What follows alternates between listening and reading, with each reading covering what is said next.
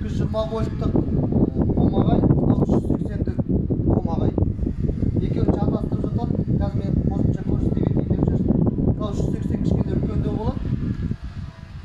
Бұл 3 фаза 5-5 киловатт. 3000 оборот. Ал мынау болса кішірек. Бұл 220 вольт, 3 киловатт, 3000 оборот. Қазір қалай сеткісін ауыстыру, қай жерге шөп салу көрсете кетейік. Мына жерден сеткаларын ауыстырамыз. Қазір бидайдың сеткісі тұр. Бидайдың сеткісін өстіп саламыз да.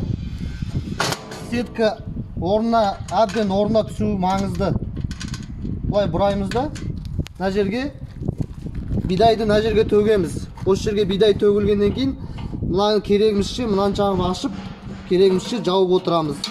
Мына тесікке кукурузды пачагымен тастауға болады. Ал шөп шабатын кезде мынаны алынады да сеткісін ауыстырамыз. Сеткісін ауыстыру үшін мына алып шөптің сеткісін саламыз. Шөптің сеткісі мынандай болады.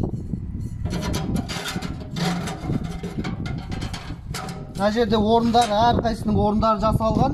Осы орындарын дұрыстап салсаңыздар, сеткісі оңай салынады. Сеткісін салып,